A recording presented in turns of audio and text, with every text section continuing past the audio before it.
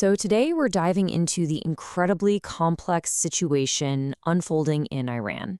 We're going to look past the headlines at the powerful protests on the streets, the responses from the international community, and a pretty fascinating analysis that suggests there might be a strategic playbook at work right behind the scenes. Let's get into it. Here's how we're going to break it all down. First, we'll start right there on the ground with the protests in a section we're calling Streets of Fire. Then we'll look at Washington's reaction. From there, we'll unpack an alleged four-step playbook for intervention, ask why a potential military strike was put on hold, and finally, see how the entire region is responding by forming a new power block of its own. And this is really where it all begins. Can you imagine trying to organize to get your message out, to show the world what's happening, but the government has basically flipped the off switch on the internet? Well, that's the reality. And yet, despite that digital blackout and a really harsh crackdown, thousands of Iranians are still flooding the streets. And right as things are hitting a boiling point, this message comes out of the White House. Then President Trump says, "The USA stands ready to help."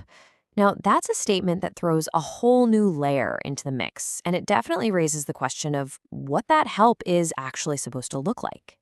So what is it that's driving people into the streets, even when they know the risks are so incredibly high? Let's take a closer look at what's really happening on the ground.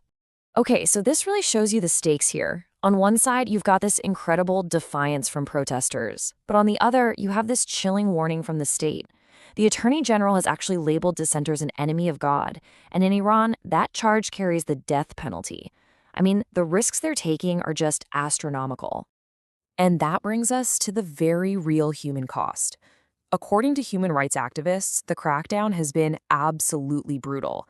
We're seeing reports of at least 72 deaths, and that little plus sign tells you the real number is probably even higher. Now, verifying these numbers is tough with the internet down, but it paints a really grim picture of what's going on. All right, so let's zoom out from the streets of Tehran for a minute and head over to the corridors of power in Washington, D.C. How is the U.S. government reacting to all this, beyond just those public statements of support? Well, behind closed doors, the conversation is apparently a lot more serious. You've got sources telling the Wall Street Journal that military options are actively being put on the table.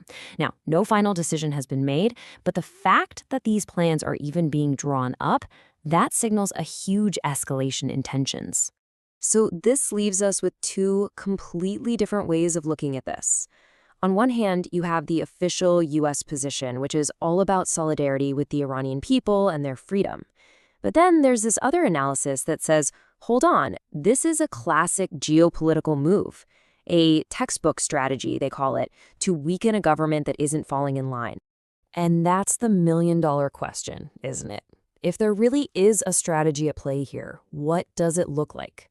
To get a handle on this perspective, we have to dig a little deeper into what some are calling an intervention playbook.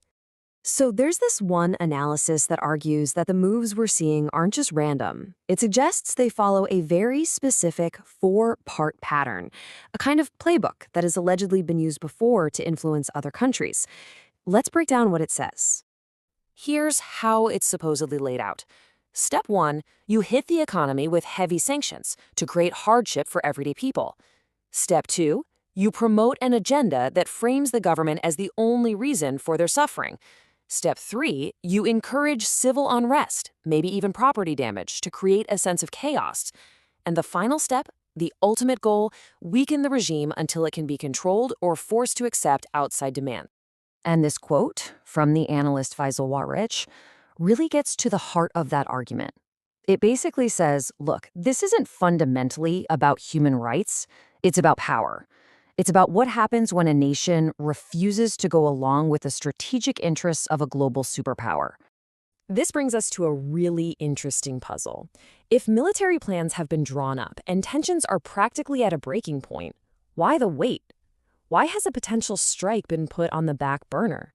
Well, the theory presented in this analysis is that a successful operation would need more than just air power. It supposedly depends on a coordinated attack, combining airstrikes from above with a network of operatives on the ground.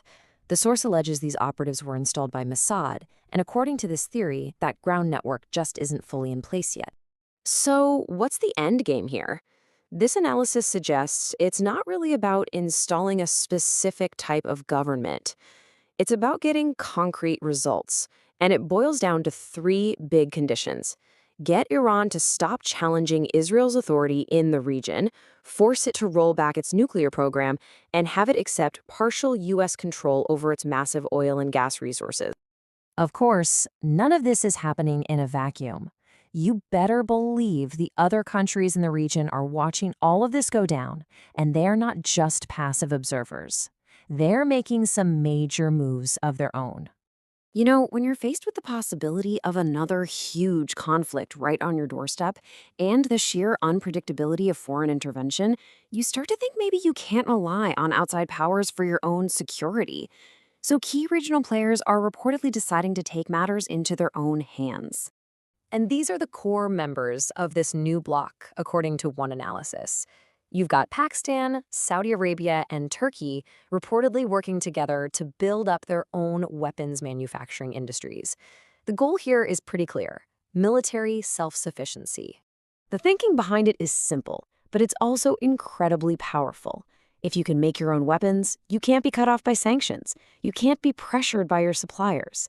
In a world this volatile, military independence is seen as the ultimate guarantee of your own sovereignty.